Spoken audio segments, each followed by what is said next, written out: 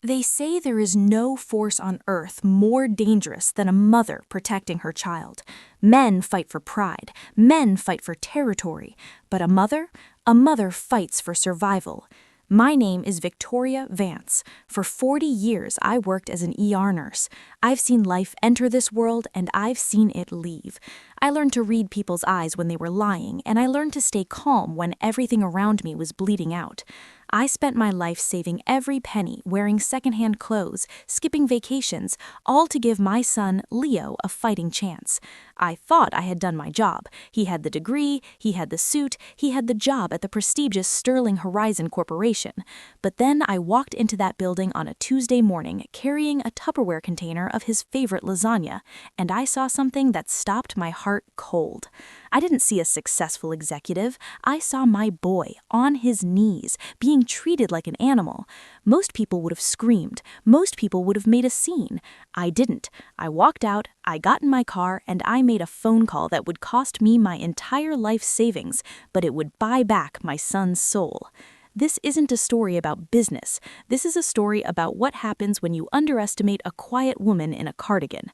Before I tell you exactly what I did to the man who hurt my son, I want to know who is standing with me. Pause the video right now, go to the comments, tell me where are you watching this from, and tell me what time is it right now. I want to see how far this story of a mother's justice travels. Are you ready? Good. Let's burn it down. The morning it started, I woke up with a knot in my stomach. Call it maternal instinct, call it intuition. I just knew something was wrong. Leo had been working for his father-in-law, Silas Sterling, for 3 days. It was supposed to be his big break. Silas was a titan in the development world, rich, charismatic, and terrifyingly charming. Leo had married his daughter, Elena, a year ago. I never trusted Elena. She was beautiful, yes, but she looked at Leo the way a child looks at a shiny toy, something to play with until she got bored. I drove downtown to Sterling Horizon. The building was a glass needle piercing the San Antonio sky. It screamed money. I walked into the lobby, marble floors, the smell of expensive lilies. The receptionist, a young girl named Amanda, looked at me like I was lost. I was wearing my comfortable walking shoes and holding an insulated lunch bag. I didn't look like I belonged. "Can I help you, ma'am?" she asked, her voice dripping with that polite condescension people reserve for the elderly. "I'm here to see Leo Vance," I said. "I'm his mother." Amanda's face changed. She didn't look annoyed, she looked scared. She glanced toward the elevators, then back at me. "Mrs. Vance, maybe you should call him first?" "Why?" I asked, my nurse's radar pinging wildly. "Is he in a meeting?" "He's busy, on the 3rd floor." I didn't wait. I walked past her. I felt the cold air of the elevator on my skin. 3rd floor, the maintenance level. Why would my son, a business strategist, be on the maintenance level? The hallway was gray concrete. I heard laughter echoing from an open utility room. I stepped into the doorway. Time stopped. There was Leo, my brilliant, kind-hearted boy. He was wearing his suit trousers, but his shirt was stripped off. He was wearing a yellow rubber apron. He was on his hands and knees, scrubbing the grout of the tile floor with a toothbrush. Standing over him was Silas Sterling. Silas held a cup of coffee. He was laughing, talking to 2 other men, vice presidents in $1,000 suits. "You missed a spot, Leo," Silas said, nudging Leo's ribs with the toe of his Italian loafer. "This is the problem with you scholarship kids. You think you're too good to get your hands dirty. In this family, we start at the bottom." Leo didn't look up. He just kept scrubbing. I could see the muscles in his back tense. He was shaking. Then I saw Elena. She was leaning against the doorframe, checking her makeup in a compact mirror. She wasn't horrified. She wasn't defending her husband. She was bored. "God, Leo, hurry up. We have lunch reservations at 1. "Just teaching him a lesson, sweetheart," Silas smirked. He tipped his coffee cup. Brown liquid splashed onto the floor Leo had just cleaned. "Oops, clumsiness runs in the family, I guess. Clean that up, Leo." My vision blurred. I felt a heat rise up my neck that I hadn't felt since I worked in the ER and saw abuse victims come in. "Leo?" I said. My voice wasn't loud, but it cut through the laughter like a scalpel. Leo's head snapped up. His eyes met mine. They were red-rimmed, filled with absolute shame. He looked like he wanted to disappear into the floor. He shook his head, begging me silently. "Mom, don't, please don't." Silas turned around. He looked me up and down, taking in my gray hair, my sensible shoes, and my lunch bag. "Well, well," Silas chuckled. "The nanny is here. Did you bring him a juice box, Victoria?" The other men laughed. Elena rolled her eyes. "God, Leo, did you tell your mommy to come save you? That is so embarrassing." I stepped forward. The floor was slippery with soap and coffee. "Get up, Leo," I said. "He's on the clock, Victoria." Silas stepped in, blocking my path to my son. He was a foot taller than me, looming. "And in my company, the janitors don't take breaks until the job is done."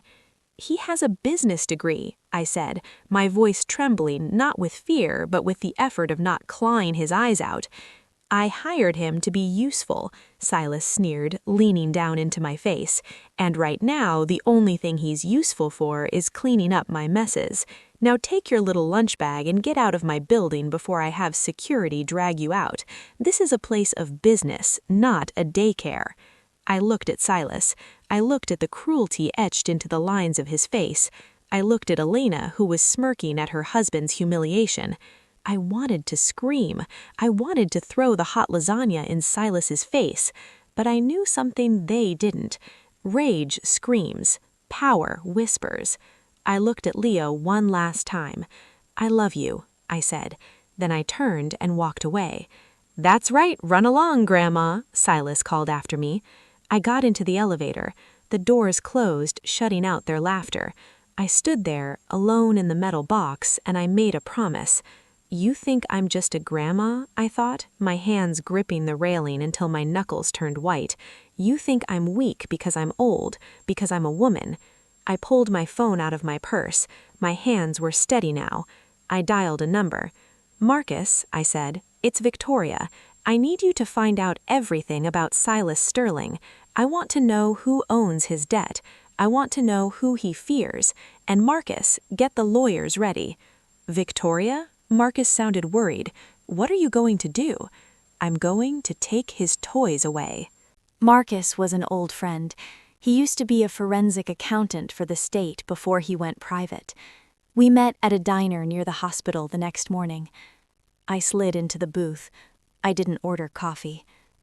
"Talk to me," I said. Marcus looked tired. He had a thick file in front of him. "Victoria, are you sure about this? You're talking about your retirement. The money you made from those biotech stocks in the 90s? That's your safety net." "Leo is my safety net," I said sharply. "What did you find?" Marcus opened the file. It was an autopsy of a dying company. "Sterling Horizon is rotting from the inside out," Marcus said, tapping a spreadsheet. "Silas lives like a king, but he borrows like a junkie. He's leveraged everything to build that new luxury complex in downtown. But here's the kicker. He missed a crucial zoning deadline. The banks are furious. He has a balloon payment of $8 million due in exactly 3 weeks. If he doesn't pay, they foreclose. He loses the company. He loses the mansion. He loses the jet." "8 million," I whispered. "He's desperate," Marcus continued. "He's been secretly meeting with sharks, trying to get a bridge loan, but his reputation is trash. No one trusts him." I sat back against the vinyl seat. I looked out the window at the passing cars. I thought about the 40 years of double shifts, the missed Christmases because I was working the ER, the way I invested every spare dollar into those boring medical startups because I believed in the science while everyone else was buying fancy cars. I had the money. It was everything I had, every drop of sweat. "Buy it," I said. Marcus choked on his water. "What?" Set up a shell company, call it Matriarch Holdings, make an offer to buy the debt from the bank, and then offer Silas a buyout for the majority share, enough to pay off the bank and keep him afloat for a few months. He won't sell to you, Victoria. He won't know it's me. Use your face, use the lawyers, keep my name off everything until the ink is dry. I want 60% control, and I want it done before he destroys my son. For the next 2 weeks, I lived a double life. By day, I was the worried mother. Leo would come home to my house. He couldn't stand being in his own home with Elena, and he would weep. The abuse was escalating. Week 1, Silas made Leo serve coffee to the interns. He made him wear a name tag that said intern, even though he was 30 years old. Week 2, Leo told me about the rain incident. Silas made Leo stand outside in a thunderstorm to hold a parking spot for a client who never showed up. Elena drove past him in her Mercedes and didn't even slow down. "I can't take it anymore, Mom," Leo sobbed at my kitchen table, his head in his hands. "I'm going to quit.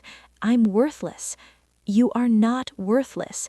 I grabbed his face, forcing him to look at me. "You are enduring, and endurance is a strength. Just give me 1 more week. Can you do that? Trust your mother. 1 more week." "Why?" he asked, his eyes hollow. "What happens in a week?" "Just trust me." I couldn't tell him. If he knew, Silas might find out. The element of surprise was my only weapon. The deadline approached. Marcus called me on a Thursday. "The bank accepted the tender," Marcus said, his voice buzzing with adrenaline. "We own the debt, Victoria. Now we just need Silas to sign the equity transfer. If he signs, you own 60% of Sterling Horizon. You own him." "Send the offer," I said. "Tell him he has 24 hours. "He's going to demand a meeting," Marcus warned. "He's an egomaniac. He'll want to meet the investors face to face." "Good," I said. A cold smile touched my lips. "I've got a nice dress I've been saving for a special occasion." Friday morning, the day of the meeting. I put on my best Sunday suit, a navy blue skirt and blazer. I did my hair, I put on my curls. I looked like I was going to church. In a way, I was. I was going to deliver judgment. But before the meeting at 10 a.m., my phone rang.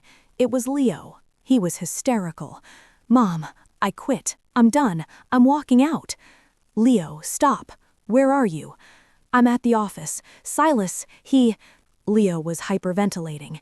"He's having a board meeting with the Dallas investors. He made me, oh God." "What did he make you do?" "He made me put on the window washer's harness. He has me hanging outside the conference room window, Mom. Outside, on the 30th floor. He's making me wash the glass while he gives his presentation. Elena is in there laughing. I can see her laughing through the glass." My blood turned to ice. He had my son dangling from a rope 30 stories up, like a circus monkey, just for a power trip. "Leo," I said, my voice eerily calm, "get off the platform. Come inside. Go to the conference room door." "I can't. He'll fire me." "Let him fire you. Just get inside. Do not leave the building. Do you hear me? Wait by the conference room door." I hung up. I looked at Marcus, who was driving me. "Drive faster," I said. We arrived at Sterling Horizon. I didn't go to the reception desk this time. I swiped a visitor pass that Marcus had procured. We went straight up. I could feel the vibration of the building. I could feel the presence of the man who thought he was a god. We reached the top floor. The hallway was quiet, plush carpet muffling our steps. I saw Leo. He was standing in the hallway, soaking wet from the window washing water, shivering. He had unhooked the harness. He looked like a drowned rat. He was staring at the heavy oak doors of the boardroom. "Leo," I whispered. He spun around. "Mom, what are you doing here? You have to leave. Silas will kill you." "No," I said, smoothing the lapel of his wet shirt. "He won't." Inside the boardroom, I could hear Silas's voice booming. He was in his element. Gentlemen, Sterling Horizon is stronger than ever. We are poised for a record year. Lies. All lies. I looked at Marcus. He nodded. He handed me the leather portfolio containing the contracts. "Mom, please," Leo begged, grabbing my arm. "Don't go in there. They'll humiliate you too. Elena is in there." I looked at my son. I cupped his cheek. "Leo, do you remember when you were 6 and that dog attacked you? Do you remember what I did?" Leo blinked, confused. You hit it with a shovel." "I broke that shovel over its head," I corrected him. "Silas is just another dog." I turned to the double doors. I didn't knock. I pushed them open with both hands. The heavy doors swung wide, banging against the walls with a thunderous crash. The room went silent. 12 men in expensive suits turned to look. Silas was at the head of the table. Elena was to his right. "What is the meaning of this?" Silas roared. Then he saw me. "You? Again? I told security to ban you." He looked at Leo, who was standing behind me, wet and shivering. "And you," Silas pointed a shaking finger at Leo, "get back out on that ledge. I didn't say you were finished. You are fired. You are done. Get out of my sight." Elena stood up. "Leo, seriously, you brought your mother again? You are such a child." I walked into the room. My heels clicked on the parquet floor. Click, click, click. "He's not fired, Silas," I said. My voice was projected, clear, the voice I used to command trauma teams. "Excuse me?" Silas laughed, looking at his investors.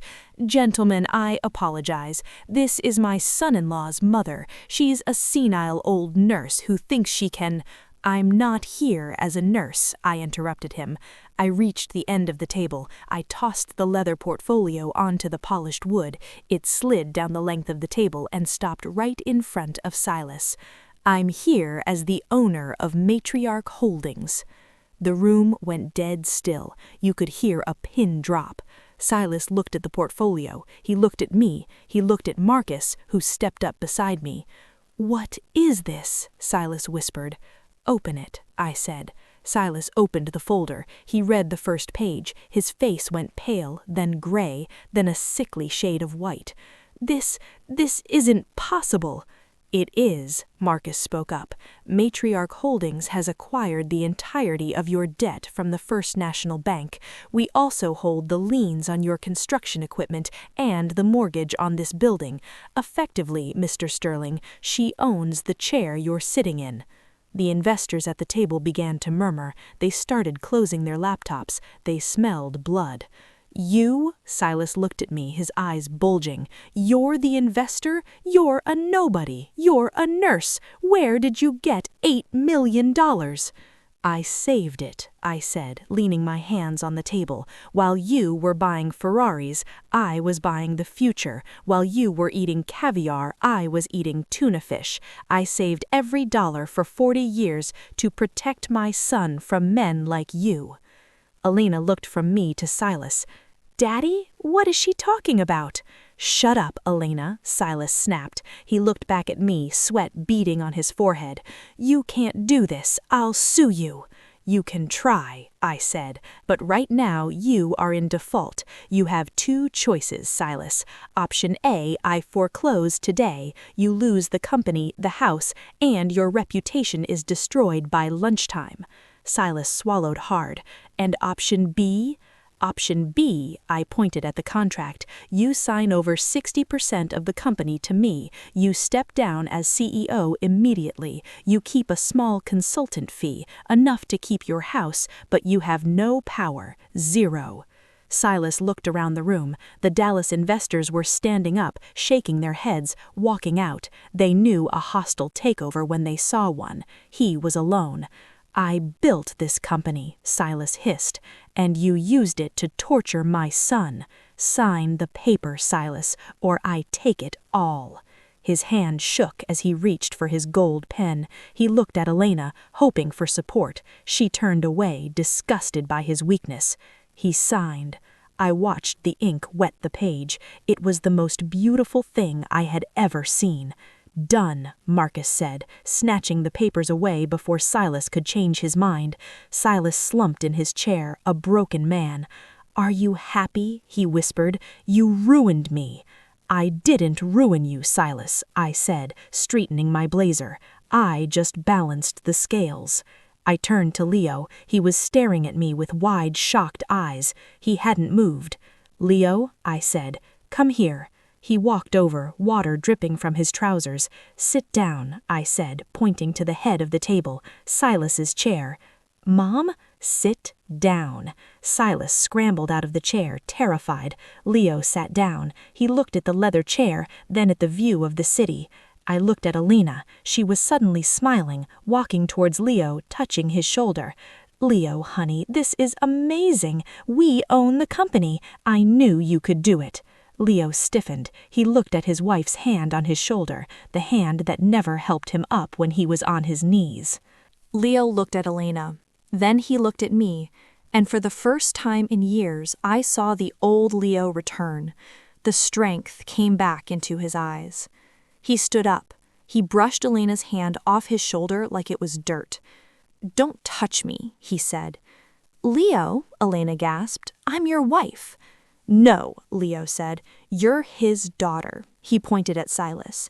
"You watched him humiliate me for weeks. You laughed. You enjoyed it. You loved the money more than you ever loved me." "Baby, I was just scared." "You're fired," Leo said. "What?" Elena shrieked. "You're fired from this company, and you're fired from this marriage. I want a divorce. Get out." Elena stood there, mouth open. She looked at her father, but Silas was staring at the floor. She grabbed her purse and stormed out, sobbing fake tears. Leo turned to Silas. "Pack your things, Silas. You can keep the consultant title for appearances, but if I ever see you on this floor again, I'll have security throw you out. And Silas." Silas looked up. "Leave the coffee cup. I'll clean it up, since I'm so good at it." 6 months later, Sterling Horizon, now called Vance and Associates, was profitable again, but more importantly, it was decent. Leo changed everything. He raised wages, he fired the abusive managers, he treated the janitors with the same respect as the executives. He met a nice girl, an architect named Olivia, who loves him for his heart, not his wallet. As for me, I went back to my small house, I went back to my garden. People ask me if I regret spending my savings life. They ask if I miss the safety of that money. I tell them this. I look at my son now. I see him walking with his head held high. I see him smiling. I see the dignity that I bought back for him. Money comes and goes. You can always make more money, but you cannot buy back a broken spirit. To every mother listening to this, they will tell you that you are weak. They will tell you that you don't understand the real world. They will tell you to go back to the kitchen. Let them think that. Let them underestimate you. Because the only thing stronger than the world's cruelty is a mother's love. And if they hurt your child, burn it down.